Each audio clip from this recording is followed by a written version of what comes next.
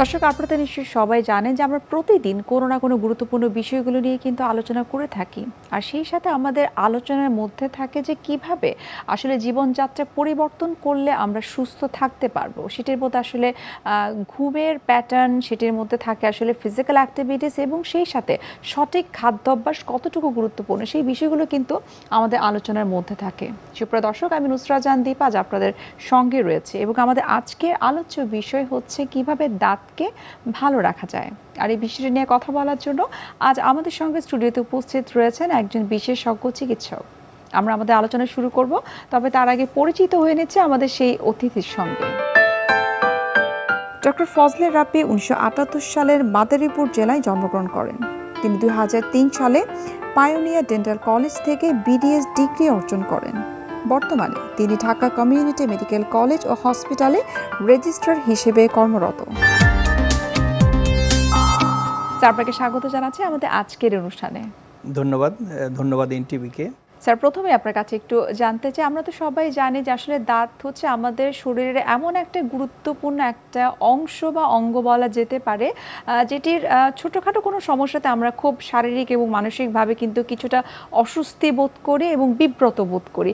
আপনার কাছে প্রথমে একটু জানতে চাই যে বাংলাদেশে যারা রয়েছে তাদের সবথেকে বেশি কোন ধরনের দাঁতের সমস্যা দেখা দেয় বা মাড়ির সমস্যা সবথেকে বেশি দেখা দেয়? মাড়ির আসলে প্রদাহ নিয়ে সবাই আসে, যে তার মাড়ি দিয়ে রক্ত পড়ছে, মাড়ি ফুলে গিয়েছে, তারপরে মাড়ি দিয়ে যখন ব্রাশ করছে তখন খুবই ব্লিডিং হচ্ছে।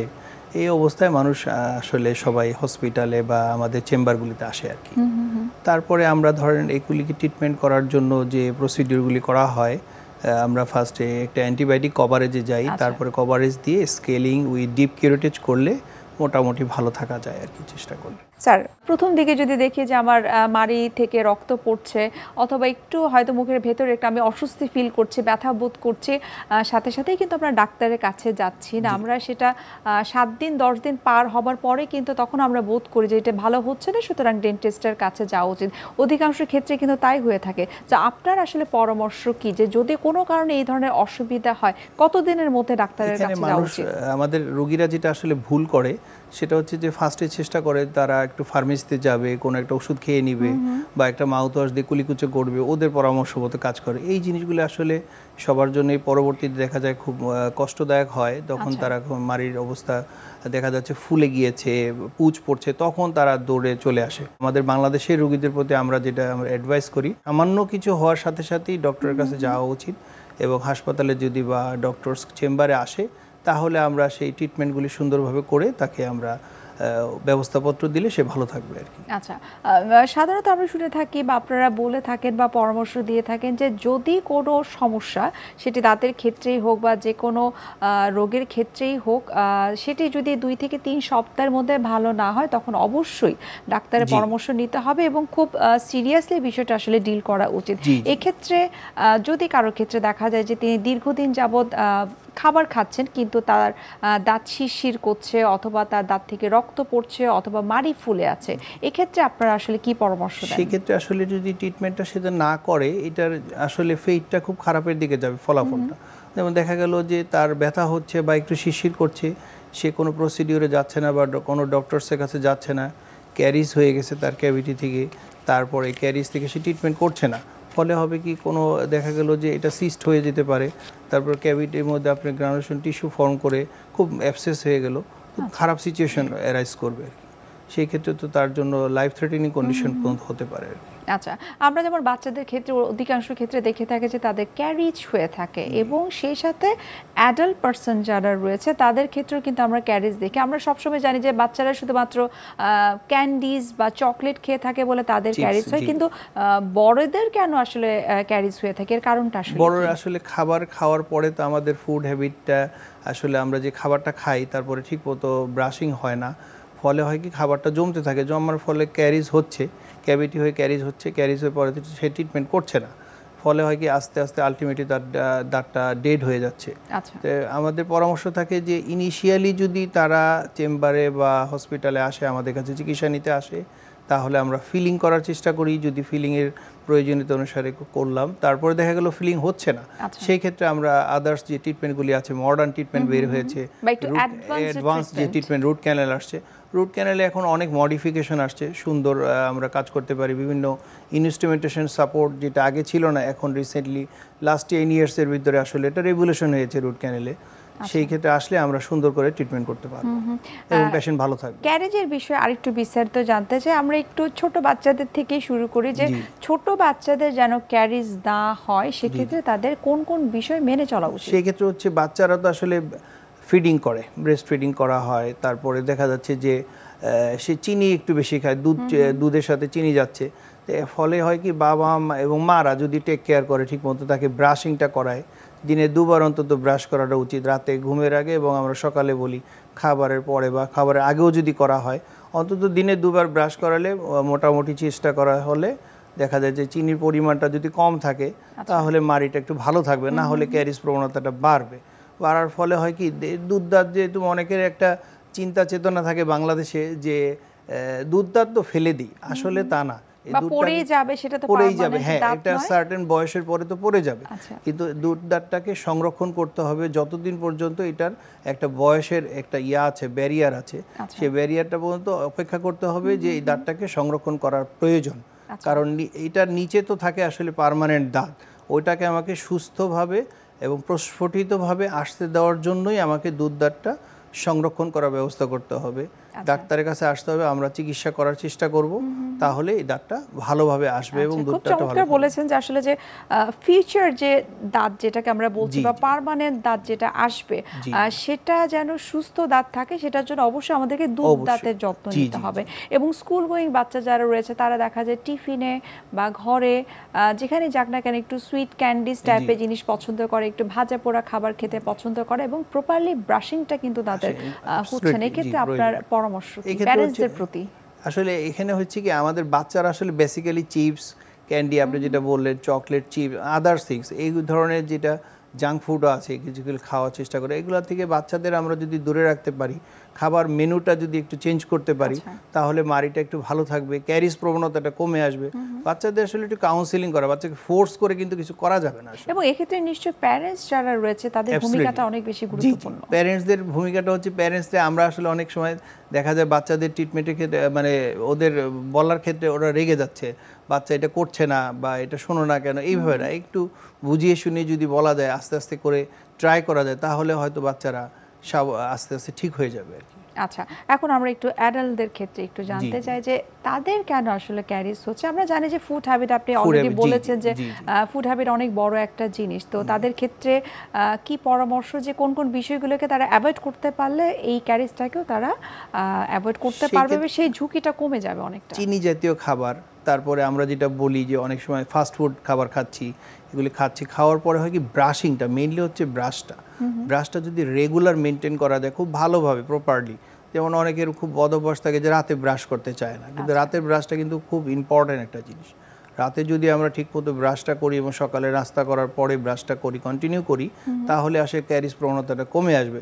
আর 6 মাস বা 1 বছরের মধ্যে অন্তত একজন ডেন্টিস্টের কাছে আসা উচিত, যে তার প্রপারলি একটু স্কেলিং করা উচিত। স্কেলিং করলে তার ভিতরে যে ব্যাকটেরিয়াল ইয়েগুলি জমে থাকে সেগুলি পরিষ্কার হয়ে গেল, ক্লিন হয়ে গেল, এবং তারপরে যদি কোনো ক্যাভিটিস থাকে, দেখা যাচ্ছে তাকে নোটিশ করছে না, কিন্তু আমরা দেখলাম যে তার এখানে একটা ক্যাভিটি আছে, তাকে ইনফরমেশনটা দিলাম যে এটা আপনার একটু ফিলিং করা প্রয়োজন বা একটা অন্য ট্রিটমেন্টে কিছু একটা যেতে হবে, এই জন্য এই প্রত্যেকটা মানুষের জন্য এটা কিন্তু প্রয়োজন। আচ্ছা, এই যে আপনি বললেন যে বছর অন্তত একবার যদি স্কেলিংটা করা যায় তাহলে দাঁত সুস্থ থাকবে, ভালো থাকবে, এই স্কেলিংটা আসলে যদি আমরা ছোট বয়সীদের ক্ষেত্রে চিন্তা করি বা টিনেজার যারা রয়েছে তারা কি আসলে স্কেলিংটা করতে পারবে, মানে নির্দিষ্ট কোনো বয়স সীমা আছে কিনা? বেসিক্যালি আমরা 10 থেকে 12 বছর বয়সের পর থেকে স্কেলিং এর কথা বলি, তারপরে দেখা যায় যে অনেক বেবির এত পরিমাণ ক্যালকুলাস জমে যায়, তখন সেই ক্ষেত্রে আমরা সুপারফিশিয়াল কিছু স্কেলিং আছে, হ্যান্ড স্কেলার দিয়ে বা আল্ট্রাসনিক স্কেলার দিয়ে খুব সফটলি কিছুটা করা যেতে পারে। আমরা জানতে চাচ্ছিলাম যে স্কেলিং এর বিষয়টি, অনেকের ধারণা যে স্কেলিং যদি রেগুলার করা হয় তাহলে দাঁত পাতলা হয়ে যায় এবং দাঁতে শিরশির ভাবটা অনেক বেশি চলে আসে, এটার কি আসলে কোনো সায়েন্টিফিক এক্সপ্লেনেশন আছে নাকি এটা আসলে মিসকনসেপশন? মিসকনসেপশনটা হচ্ছে কি, এই ক্ষেত্রে হয় কি স্কেলিং দিয়ে আমরা যখন স্কেলিংটা স্কেলার মেশিন দিয়ে কাজ করছি, তখন আসলে দাঁতের প্রত্যেকটা সারফেসের এখানে এত পরিমাণ ময়লা বা টার্টার যেটা জমে থাকে, এটা চলে যাওয়ার ফলে একটা ব্যারিয়ারগুলি চলে যায়, পেশেন্টের মধ্যে একটা ভুল ধারণা হয় যে পাতলা হয়ে গেছে, আসলে তা না, ময়লাটা পরিষ্কার হয়ে গেছে, দাঁতগুলি একটু ফ্রেশ লাগছে। তখন এইটার সাথে একটু ইউজ টু হতে একটু সময় লাগে, তো ফার্স্টের দিকে আস্তে আস্তে ধীরে ধীরে মানুষ ইউজ টু হয়ে যায়, তখন যে না এটা আসলে ময়লাটা চলে গেছে, এই জন্য একটু পাতলা লাগছে বা হালকা লাগছে। আর শিশির করার যেটা বললাম সেটা হচ্ছে যে স্কেলিংটা আসলে যদি প্রপারলি ঠিক মতো কেউ ধরেন অনেক সময় দেখা যায় কোয়াকরা কাজ করছে, সেই ক্ষেত্রে যদি রং একটা দিয়ে ভুল একটা ইনস্ট্রুমেন্ট বা যন্ত্রপাতি দিয়ে তারা ভুলভাবে করে চিকিৎসা করে, সেই ক্ষেত্রে হয়তো অনেক সময় এনামেল লসের ফলে শিশির করা বাড়তে পারে। তো এই জন্য হয়তো আমাদের বাংলাদেশের জনগোষ্ঠীর মধ্যে একটা ভুল ধারণা আছে যে স্কেলিং করলে দাঁত শিশির করে, আসলে তা না, সঠিকভাবে করলে কোনো সমস্যা নেই। আচ্ছা, আপনি যেমনটি বলছিলেন যে আসলে যে ক্যারিজের প্রবলেম যখন হয় অ্যাডাল্ট পার্সনদের ক্ষেত্রে, কিছু কিছু ক্ষেত্রে আপনারা ইনিশিয়াল বা প্রাইমারি কিছু ট্রিটমেন্ট করে থাকেন, কিন্তু সেটি যখন খুব অ্যাডভান্স লেভেলে চলে যায় তখন ট্রিটমেন্টও কিন্তু ঠিক অ্যাডভান্স লেভেলের হয়, অর্থাৎ তখন হয়তো দাঁত ফেলে দেওয়ার মতো কন্ডিশন থাকে। সো কোন অবস্থায় আপনারা চিন্তা করেন যে না এই দাঁতটাকে আসলে আর রাখার মতো না, সেটাকে অবশ্যই রিমুভ করতে হবে? সেই ক্ষেত্রে পেশেন্ট আসার পরে আমরা আসলে একটু ডায়াগনোসিস করার পর কয়েকটা ধাপ আছে, যেমন আমরা ফার্স্টে একটা রেডিওলজিক্যাল এক্সরে দিতে পারি, মডার্ন যেটা আসছে সিবিসিটি আসছে, তো এগুলি করার পরে আমরা ফুল ডায়াগনোসিস করার পরে দেখলাম যে পেরিএপিক্যাল লেশন হয়ে এটা আসলে খুব খারাপ সিচুয়েশন তৈরি হয়েছে। তখন এটা আমরা যেটা করি রুট ক্যানেল ট্রিটমেন্ট করি অ্যাডভান্স ট্রিটমেন্টের মধ্যে, তো রুট ক্যানেল ট্রিটমেন্ট দিয়ে সম্ভব নয়, তখন এটা আমরা এক্সট্রাকশন করার, দাঁতটা ফেলে দেওয়ার চেষ্টা করি। যখন বাচ্চাদের ক্ষেত্রে একই সিচুয়েশন হয় তখনও কি আপনারা আসলে দাঁতটাকে ফেলে দেওয়ার মতোই সিদ্ধান্ত নিয়ে থাকেন? বাচ্চাদের ক্ষেত্রে আসলে আমরা দেখি যে বয়সটা আসলে খুব ভেরি মাচ ইম্পর্ট্যান্ট একটা জিনিস। রেডিওলজি নিয়ে যদি দেখা যায় যে এটা রুটটা রিজর্পশন হয়ে গেছে বা দাঁতের এমন কন্ডিশন ভিতরে এটা ট্রিটমেন্ট সম্ভব নয়, তখন আমরা আসলে দাঁতটা ফেলে দেওয়ার চেষ্টা করি। স্যার, দাঁতের ক্ষয়রোগ কিভাবে এটিকে প্রতিরোধ করা যায় সেই বিষয়টি জানবো, তবে তার আগে আমরা একটু দেখে নিচ্ছি আমাদের স্বাস্থ্য প্রতিদিনের নিয়মিত আয়োজন কি খাবেন কেন খাবেন এই সেগমেন্টে। সুপ্রিয় দর্শক, আপনারা দেখছেন স্বাস্থ্য প্রতিদিন এই অনুষ্ঠানটি। এ পর্যায়ে আমরা দেখে নিচ্ছি বিভিন্ন খাদ্যের পুষ্টি গুণাগুণ নিয়ে আমাদের পুষ্টিবিদের পরামর্শ। যারা প্রেগনেন্ট তাদেরকে অবশ্যই বলবো যে আপনার গাইনোকোলজিস্টের পরামর্শ নিয়ে অবশ্যই আপনি রোজা রাখতে পারবেন কিনা, কোন স্টেজে আছেন, কিভাবে কি করতে হবে, মেডিকেশন কি হবে সেটি জেনে রাখা জরুরি। এবার আসেন খাদ্য তালিকায় কী ধরনের খাবার রাখবেন। সব ধরনের ডিজিজেই যে রেস্ট্রিকশনগুলো আমরা বলি সেটি হলো ব্যালেন্স খাবার যদি না রাখেন তাহলে আপনি যে রেস্ট্রিকশনই মানেন না কেন অসুবিধাগুলো পড়তেই হবে। অ্যান্ড প্রেগনেন্সিতে ক্যালোরির চাহিদার পাশাপাশি প্রোটিনের ঘাটতি হওয়া খুবই কষ্টসাধ্য হয়ে যায় পরবর্তীতে আপনার ডেলিভারির আগ পর্যন্ত, এবং বেবি আপনি যদি কনসিভ করে থাকেন সেই বেবির গ্রোথ ডেভেলপমেন্টের জন্য প্রোটিনের যদি ঘাটতি থাকে পরবর্তীতে কিন্তু এটি আসলে সমাধানের কোনো সুযোগ নেই। মনে রাখতে হবে যে প্রোটিনের চাহিদা পূরণ করতে হলে আপনাকে সারাদিন খাবার খেতে হতো, কিন্তু আপনি তো রোজা রাখছেন, তাহলে এই ব্যালেন্সটা আপনি আসলে কিভাবে করবেন? মনে রাখতে হবে যদি আপনার ওজন বাড়াতে না চান তাহলে আপনাকে টোটাল খাবারটাকে একেবারে না খেয়ে 3-4 বারে ভাগ করে আমরা এমনিতেই খেতে বলতাম রোজায়, তাহলে কোনো অসুবিধাই নেই। সেহরিতে যদি আপনি খাবারটা নিয়ে নেন, ইফতারি থেকে শুরু করে 3 থেকে 4টি ব্যালেন্স নিউট্রিশন নিয়ে আসতে পারেন। ইফতারিটা অবশ্যই হতে হবে হাই প্রোটিন সমৃদ্ধ খাবার। তাহলে কি রাখবো? রাখতে পারেন মিল্ক প্রোডাক্ট, অথবা রাখতে পারেন আপনি ডিমের কোনো আইটেম। সেক্ষেত্রে চিকেন স্যুপ হতে পারে, চিকেন অ্যান্ড এগ দিয়ে আপনি তৈরি করতে পারেন একটি মজাদার খাবার, যেটি হতে পারে একটা স্যান্ডউইচের মতো খাবার, যেটি আপনি অ্যাসিডিটি না হয়, একটা হাতে অল্প তেল দিয়ে হাতে তৈরি করে ফেলেন আপনি একটু ফ্রাইড রাইস, যেটাতে আপনার ডিম থাকবে, এনাফ চিকেন থাকবে। আপনাকে টোটাল ব্যালেন্স নিউট্রিশনের জন্য একটা ফ্রাইড রাইসের সাথে আপনি রাখতে পারেন কিন্তু একটু ফ্রুট জুস। মনে রাখতে হবে যে অ্যাসিডিটি কিন্তু পুরো কনসিভ করার পরে প্রেগনেন্সিতে কিন্তু অ্যাসিডিটিটা সবচেয়ে বেশি কষ্টের হয়। যদি পেট ক্লিয়ার রাখতে চান তাহলে ফাইবার রিচ খাবার খেতে হবে। এনাফ পরিমাণে যদি আপনি ভেজিটেবল অ্যান্ড ফ্রুটস রাখেন তাহলে কিন্তু প্রেগনেন্সিতে আপনার বাড়তি কষ্ট করতে হবে না।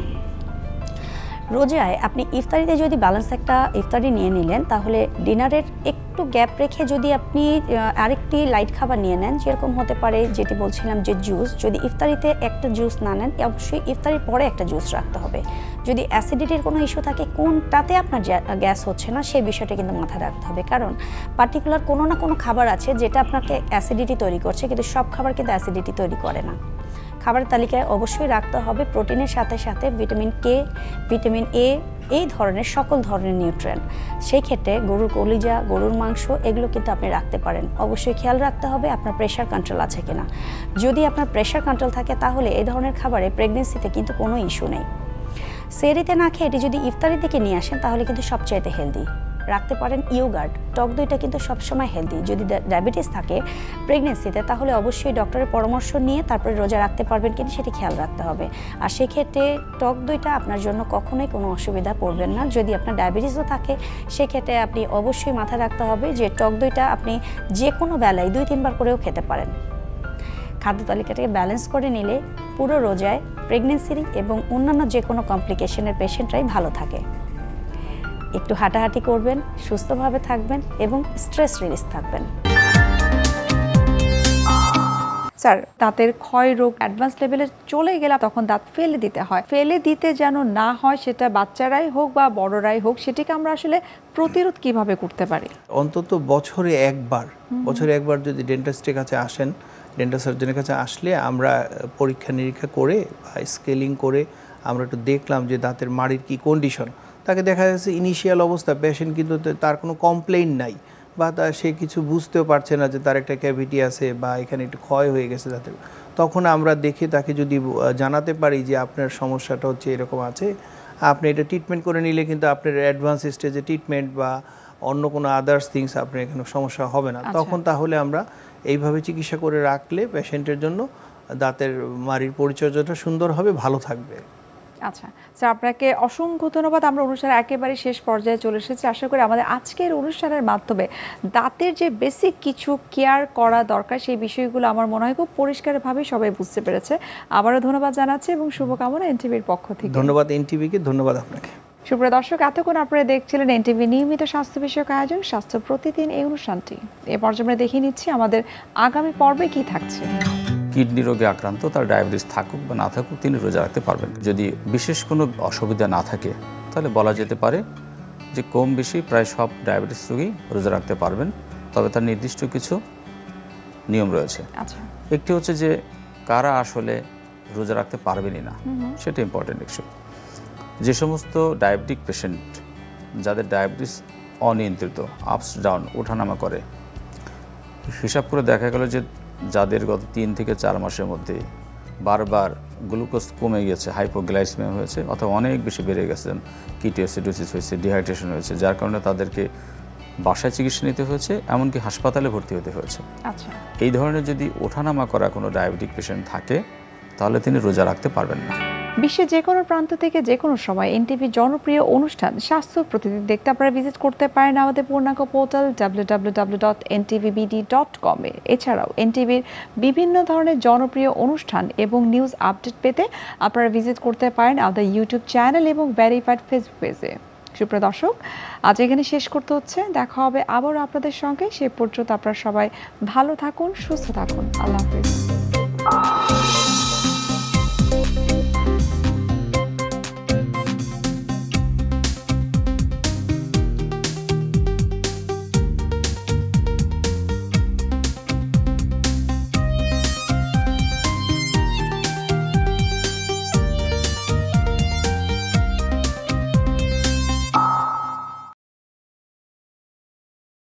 এই ঈদে জামা জুতো অ্যাক্সেসরিজের ডিসকাউন্ট।